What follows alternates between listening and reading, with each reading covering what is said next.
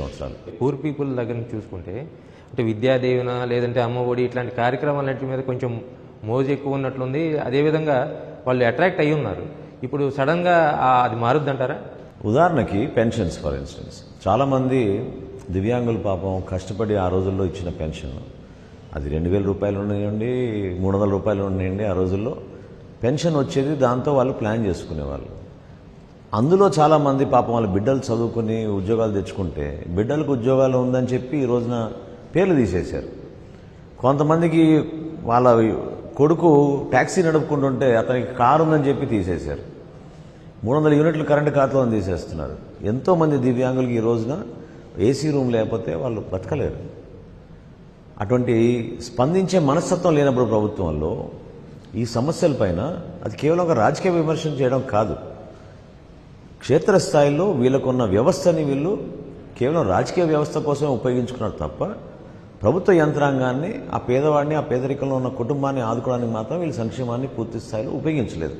మీరన్న జగనన్న విద్యా దీవెన ఈ రోజుకి అందరిలో భయం ఏంటంటే కాలేజెస్లో వీళ్ళు కట్టాల్సిన ఫీజు కట్టలేదు. ఇప్పుడు రేపు గ్రాడ్యుయేట్ అయినాక సర్టిఫికెట్ ఇవ్వమంటే కాలేజీలు ఇవ్వడం లేదు. ఉద్యోగ అవకాశాల కోసం వీళ్ళు అప్లై చేసుకుంటే ఆ సర్టిఫికెట్ లేనిదే ఏం చేసుకుంటారు వీళ్ళు? గవర్నమెంట్ ప్రజల్ని మోసం చేసింది ఇవన్నీ చేస్తున్నాం అని చెప్పి. బడికి వెళ్ళే చిన్నపిల్లలకు బూట్లు, బ్యాగులు దాంట్లోనే వీళ్ళు అవినీతి చేశారు. సో ఆ విధంగా చూపించి, చిత్రీకరించి వ్యక్తిగతంగా వీళ్ళు లబ్ధి పొందారు తప్ప కుటుంబాలకి మేలు జరిగింది ఎక్కడ లేదు. వాలంటరీ వ్యవస్థ కానీ లేదంటే ఫ్యామిలీ డాక్టర్ కాన్సెప్ట్ కానీ ఇవన్నీ మేము కొత్త తరహా పరిపాలన తీసుకొచ్చాము, ప్రతి ఇంటికి డోర్ స్టెప్ దగ్గరికి తీసుకెళ్ళాము పరిపాలన అని దాన్ని చెప్తుంది ప్రభుత్వం. అది మీకు ఎందుకు నచ్చడం లేదు? నచ్చకపోవడం ఏమిటి? ఇప్పుడు ప్రభుత్వం అనేది కంటిన్యూస్ ప్రాసెస్. అది ఎవరి పార్టీ ఏ గవర్నమెంట్లోకి వచ్చినా కూడా గత ప్రభుత్వం చేసిన కొన్ని కార్యక్రమాలు దాంట్లో పేర్లు మారుస్తున్నారు, లేకపోతే ఇంకొంచెం అదనంగా చేయగలని తపనతో పనిచేస్తున్నారు తప్ప ఉన్న పథకాన్ని రద్దు చేసేద్దాం అనే విచిత్రమైన ఆలోచన ఎవరికి రాదు, అందులో పేదవాళ్ళకి సంబంధించిన అంశాలపైన. సో మేం చేసే కార్యక్రమాలు ఇంకొకరు చేయకూడదనేం కాదు, వాళ్ళు చేసిన కార్యక్రమాలు కొనసాగించాలి, దానికన్నా ఇంకా మెరుగుపరచాలని ఎవరైనా ఆలోచిస్తారు తప్ప ఆ విధమైన విచిత్రమైన భావన ఎవరికి రాదు. మీరు అడిగిన ప్రశ్నకి నేను చెప్పేది ఏంటంటే, నిజంగా ఈ ప్రభుత్వం ఆ స్థాయిలో సంక్షేమం అందించుంటే ఈరోజు ప్రతిపక్షానికి అవకాశం దొరికేది కాదుగా.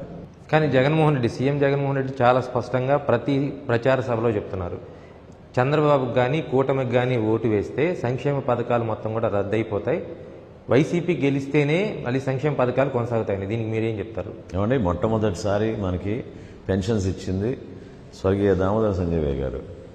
ఇదేం జగన్మోహన్ రెడ్డి గారు వచ్చిన ముఖ్యమంత్రి అయిన తర్వాత పెన్షన్లు పుట్టలేదు. ఆ రోజు నుంచి ఈ రోజు వరకు ఇంటింటికి తిరిగి ఒక శాసనసభ్యుడిగానో లేకపోతే అధికార యంత్రాంగమో అక్కడ ఉన్న పేదరికాన్ని గుర్తించి ఎవరైతే కుటుంబాలలో అర్హత ఉందో వాళ్ళని ఎంకరేజ్ చేసేటట్టు మనం ఈ సంక్షేమ పెన్షన్స్ ఇస్తూ ఉంటాం. సో అది కేవలం వీళ్ళు ప్రచారం కోసం మేమే ఇస్తున్నాం అనేది చాలా పొరపాటు.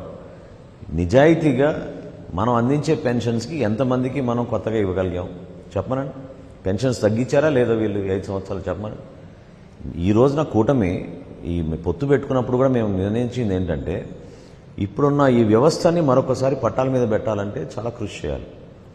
కానీ సంక్షేమాన్ని మేము వదిలేస్తాం అనేది మాత్రం ఏనాడు కూడా మేము ఆ విషయం పొరపాటున కూడా ప్రజలకి ఇబ్బంది కలిగే అంశాలు ఎక్కడ కూడా మేము మాట్లాడలేదు. ఎందుకంటే సంక్షేమం చేయాల్సిందే.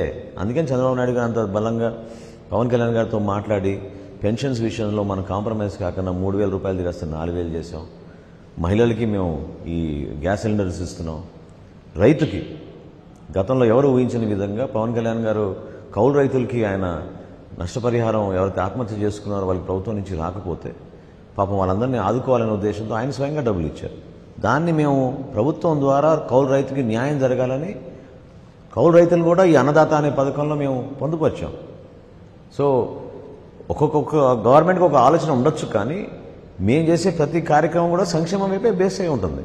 సంక్షేమంతో పాటు అటువంటి లీడర్షిప్ ఉంది కాబట్టి పవన్ కళ్యాణ్ గారు ఉన్నారు, చంద్రబాబు నాయుడు గారు ఉన్నారు, నరేంద్ర మోడీ గారు ఉన్నారు కాబట్టి ఆ లీడర్షిప్ చూసి మన ప్రాంతానికి మరింత పెట్టుబడులు, కొత్త ఉపాధి అవకాశాలు దొరికే అవకాశాలు తప్పకుండా ఈ ప్రభుత్వంతో వస్తుంది. మీకు 2014లో ఉమ్మడి కూటమి ఏదైతే గతంలో మేనిఫెస్టోలో పెట్టిందో ఆ పథకాలు ఏమీ అమలు కాలేదు. అనేది వైసీపీ చెప్తుంది.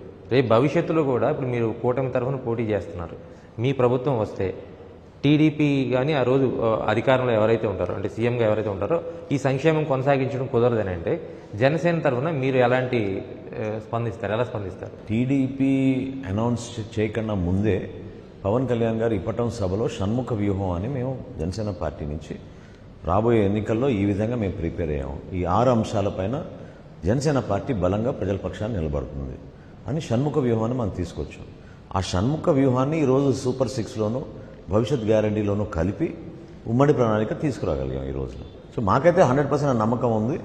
ప్రభుత్వంలో రేపు వచ్చిన తర్వాత మేము ప్రజలకి డెలివరీ చేస్తాం. ప్రజలకైతే ఒక డౌట్ ఉంది, అధికారంలోకి వచ్చిన తర్వాత కండిషన్ సప్లై ఏం పెడతారా?